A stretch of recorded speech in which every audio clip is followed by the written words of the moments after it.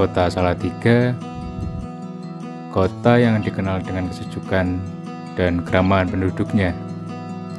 Kota yang dikenal dengan toleransinya. Di kota yang indah ini, ada salah satu proyek Talata yang saat ini sedang dibangun.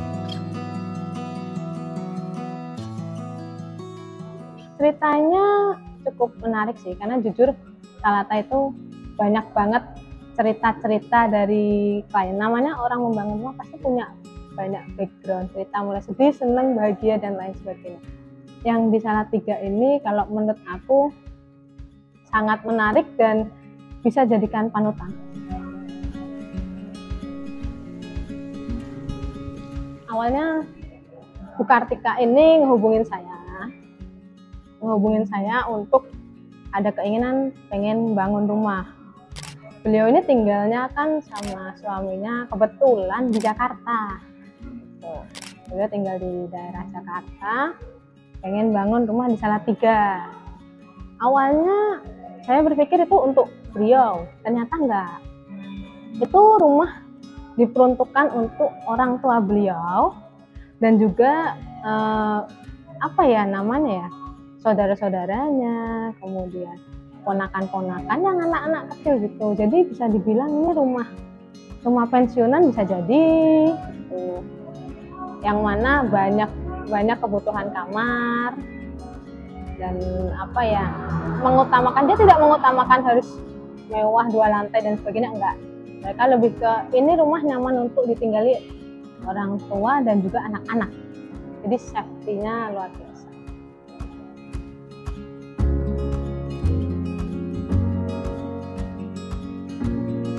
Dari proses yang udah berjalan ya sejauh ini, proyek Kartika itu berjalan, kalau dibilang lancar, menurut aku cukup lancar. Meskipun sempat ada kendala, namanya pembangunan di daerah, kita semua tahu pasti ada warga daerah itu kan jiwa kegotong royongannya, kebersamaannya cukup bagus. Jadi mereka tuh ada tetangga yang membanguni, mereka ingin ikut andil gimana caranya biar mereka bisa ikut andil lah kayak gitu. Jadi untuk mengatasi itu kita merekrut beberapa putra daerah dari sana untuk ikut kerja di proyek itu gitu. Jadi untuk proyek Salatiga itu arsitek in charge-nya itu ada 2. Ada aku sendiri sama ada juga Kak Anis nih. Nah, tapi untuk video ini itu Kak Anisnya belum bisa untuk take karena dia sedang ada kesibukan yang lain. Nah, aku di sini mewakili suara kami berdua untuk proyek rumah ini. Untuk rumah ini itu lokasinya berada di Kota Salatiga. Lebih tepatnya sih ada di sebuah daerah yang namanya Noborejo. Kota Salatiga sendiri menurut Kak Anis juga, itu adalah kota yang memang cocok untuk orang beristirahat, untuk orang pensiun. Nah, selain kotanya damai, masih banyak pedesaan, interaksi antar orangnya juga masih dekat nih. Itu menurut kita sih cocok untuk orang-orang yang berasal dari kota yang padat. Untuk mereka-mereka yang ingin berpindah dari kota-kota yang padat ke tempat yang lebih damai. Makanya Kota Salatiga ini cocok untuk kasus klien kali ini.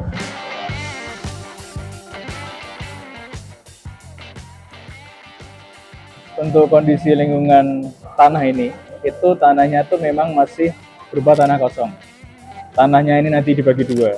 Satu digunakan untuk orang tua klien, yang satu untuk rumah klien sendiri. Untuk rumah bagi orang tua klien itu dibangun sekarang. Rumah untuk kliennya itu dibangun nanti. Rumah ini itu ceritanya kan ada di desa. Makanya untuk rumahnya itu kita buat desainnya itu simple, kita nggak butuh yang terlalu mewah banget, kita nggak butuh yang terlalu mencolok banget. Saya punya ciri khas sendiri nih. Untuk rumah Salatiga ini itu ceritanya adalah keluarga dari Jakarta ingin pindah ke Salatiga dan membawa banyak orang nih untuk hidup dalam satu rumah yang sama. Nah, dengan banyaknya orang otomatis akan banyak aktivitas, apalagi usianya beda-beda. Nah, untuk rumah ini itu nanti itu total ada 4 buah kamar, 1 kamar dengan kamar mandi dalam, ada kamar mandi luar, ada ruang keluarga yang besar di tengah, ada dapur, ada ruang cuci, sama ada gudang. Nah, untuk peletakannya sendiri itu kita berangkat terpusat dari ruang keluarga yang ada di tengah. Baru kamar-kamar itu kita letakkan di pinggir yang mana orang-orang bisa langsung keluar masuk kamar. Jadi koneksinya tuh kamar dengan ruang keluarganya. Untuk desain rumahnya sendiri itu kenapa sih kita nggak pakai keseluruhan lahannya? Kenapa kita kasih ada ruang sisa di kanan kirinya? Itu kita ingin orang-orang yang tinggal di dalam itu punya pemandangan keluar, nggak ngelihat ke dalam rumah terus aja. Kita ingin mereka bisa melihat sesuatu di luar nih, nggak langsung melihat dinding. Nah, karena itu kita kasih ada ruang di kanan kirinya. Yang sebelah kiri isinya ada kamar-kamar. Itu kita ingin orang-orang yang tinggal di dalam, orang-orang yang berpenghuni di kamar itu bisa punya udara sendiri. Orang-orang yang ada di ruang keluarga itu bisa dapat udara, dapat view dari ruang hijau yang ada di sisi kanan rumah. Kalau ditanya soal desain, menurut pandanganku sendiri secara awam, kalau aku tadi lihat desain dari rumah ini tuh, ini bakalan enak banget sih, bakalan nyaman banget. Apalagi terutama ruang tengah ya. Ruang tengah tadi tuh kalau aku lihat dari desain itu kan ruang tengahnya gede banget, terus nggak ada tembok, nggak ada pembatas apa-apa. Jadi kayak bener-bener nantinya mungkin semua kegiatan, semua aktivitas tuh bakal dilakuin di situ semua. Jadi kayak itu bakalan jadi apa ya, tempat kumpulnya gitulah, semua pusat kegiatan aktivitas tuh bakalan di situ semua, dan menurutku itu akan jadi enak banget sih. Untuk progres pembangunan rumah ini sekarang sudah sampai di tahap 85%. Dinding sudah berdiri, lantai sudah di keramik, atap sudah terbangun, tinggal pasang plafon dan finishing lainnya. Harapannya sih rumah ini bisa mengakomodasi cita-cita dan keinginan dari klien dan orang tua klien itu sendiri.